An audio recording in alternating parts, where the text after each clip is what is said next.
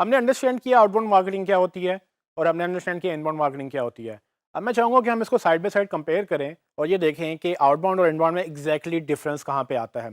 तो outbound basically एक push marketing है, लेकिन इनबाउंड पुल मार्केटिंग है। इसका मतलब क्या है? तो बेसिकली इनबाउंड में लोग क्या करते हैं कि वो मार्केटर जो है वो एजुकेट करता है, जबकि आउटबाउंड में वो सिंपली सेल करता है। तो आपके पास कोई प्रोडक्ट है, जो आउटबाउंड का मेथड ये है कि आप बस लोगों को दिखाते रहें, कोई ना कोई खरीद लेगा। जबकि इनबाउंड में लोगों को दिखाना नहीं है, लोगों को समझाना है और उनको बताना है कि इसके क्या फ़ायदे हैं और जब वो रेडी होगा तब वो खरीदेगा। इनबाउंड में ये होता है कि वो टू वे कम्युनिकेशन होती है, जबकि आउटबाउंड में वो वन वे कम्युनिकेशन होती है। इनबाउंड में आप लोगों की सुनते हैं, आप फीडबैक अंडरस्टैंड करते हैं, देखते हैं क्या लोग समझ रहे हैं, क्या चाह रहे हैं, क्या नहीं चाह रहे हैं, एंड देन आप उनको हेल्प करते हैं और उसके बाद अगेन ट्रस्ट विन करते हैं और उसके बाद प्रोडक्ट सेल करते हैं। जबकि आउटबाउंड में ये नहीं होता। आउटबाउंड में सिर्फ वन वे मैसेज होता है। आपने बस एक इश्तिहार लगा दिया, आपने बस बिलबोर्ड लगा दिया, या आपने फेसबुक पे या गूगल पे भी ऐड लगा दिया। वो वन वे कम्युनिकेशन है, वो टू वे कम्युनिकेशन नहीं है। लोग आपको नहीं बता सकते कि इसमें क्या मसला आ रहा है उनको। उसके बाद एक और पॉइंट है कि इनबाउंड में आपका कंटेंट जीतता है।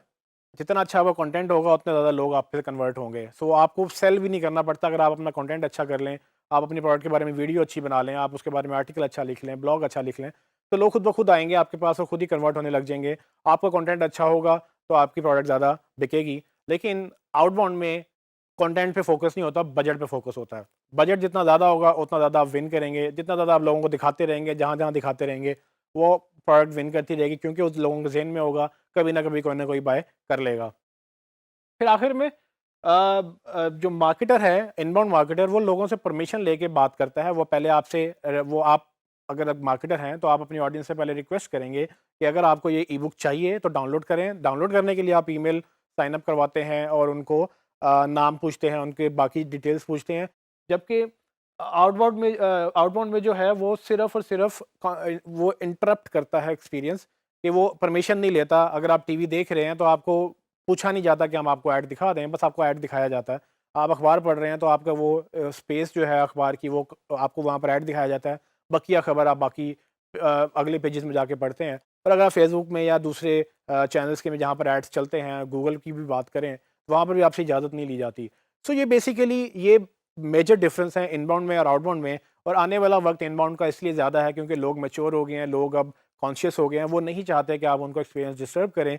और यही वजह है कि इनबाउंड ज़्यादा विन कर रही है, कि वो लोगों को चूँकि इजाज़त की बिना पर, वो इजाज़त के बाद उनसे बात करते हैं और सिर्फ़ अच्छा कंटेंट की बेस पे वो जीतते हैं।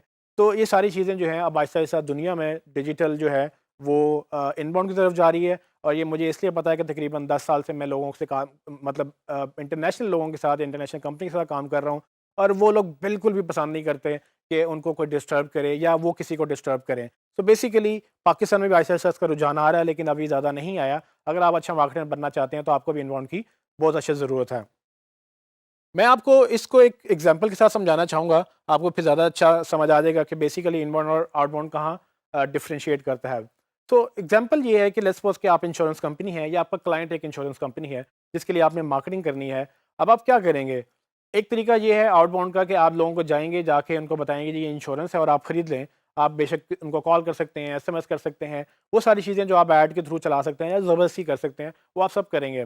प्रॉब्लम उसमें ये है कि उसमें आपको ये नहीं पता कि वो यूज़र रेडी भी था कि नहीं था, या उसने आपसे कुछ माँगा भी था कि नहीं। आप बस उनको कॉल करेंगे और अपने प्रोडक्ट बेचना शुरू कर देंगे। ये होता है आउटबाउंड का तरीका। ये होता है मतलब कि पुश मार्केटिंग, या ज़बरदस्ती अपना मैसेज लोगों को पुश कर रहे हैं, उनके चाहे उनकी विलिंगनेस थी या नहीं थी।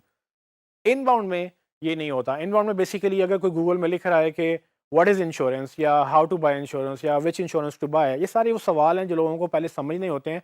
क्योंकि इंश्योरेंस एक ऐसी प्रोडक्ट नहीं है कि आप जाएँ और जाके खरीद के ले आएँ। आप लोगों से बात करते हैं, आप अंडरस्टैंड करते हैं, आप अपनी वो उसकी बजट देखते हैं और आपने कौन-सा पैकेज लेना है, उसके फ़ायदे क्या हैं। तो काफ़ी लंबा उसमें प्रोसेस इन्वॉल्व्ड है, एक इंटरेस्ट शो करने से लेकर एक कस्टमर बनने तक का।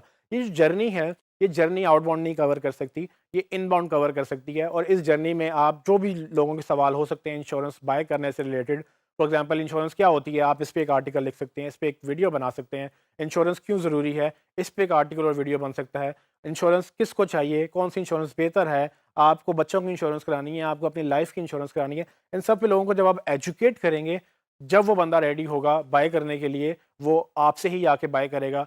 क्योंकि आपने वो टाइम स्पेंड किया, वो एफर्ट लगाई उनको वो समझाने में जो उनको नहीं पता था। इससे वो ट्रस्ट बिल्ड होता है जो आम तौर पे बाकी मार्केटिंग चैनल से नहीं बिल्ड होता। तो यही फ़र्क है आउटबाउंड में और इनबाउंड में कि लोगों को बेचा नहीं जाता, लोगों को समझाया जाता है, लोगों को सिखाया जाता है और फिर जब लोग खुद रेडी होते हैं तब वो आके बाय करते हैं। पाकिस्तान में या दूसरी दुनिया में असल में हो ये रहा है कि आउटबाउंड और इनबाउंड का हाइब्रिड मॉडल चल रहा है।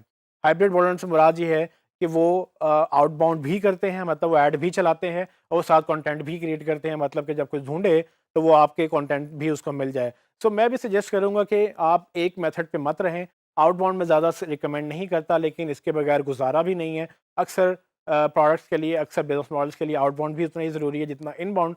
लेकिन कोशिश ये होनी चाहिए कि इनबाउंड को आप ज़्यादा लॉन्ग टर्म स्ट्रैटेजी के तौर पे लेके चलें और आउटबाउंड को शॉर्ट टर्म स्ट्रैटेजी के तौर पे लेके चलें और अल्टीमेटली इनका एक मिक्सचर बनाकर एक हाइब्रिड मार्केटिंग स्ट्रैटेजी बनाएं, ताकि आप फ़ौरन ऐड दिखाकर जो लोग राइटली इंटरेस्टेड हैं, मतलब फ़ौरन इंटरेस्टेड हैं, उनसे भी आप सेल्स कन्वर्ट करें और फिर आप बाद में कंटेंट भी क्रिएट करें। जो लोग आज पढ़ रहे हैं वो 6 महीने बाद शायद खरीदना भी चाहेंगे, उनके लिए भी आप कंटेंट क्रिएट करें कि वो 6 महीने में क्या-क्या पढ़ेंगे। वो अगर आप नहीं करेंगे तो आपका कंपेटिटर करेगा। तो ये वो आपने ट्रैफिक विन करनी है, वो ट्रस्ट बिल्ड करना है। तो आप आउटबाउंड और इनबाउंड का मिक्सचर करके एक अच्छी स्ट्रैटेजी बना सकते हैं।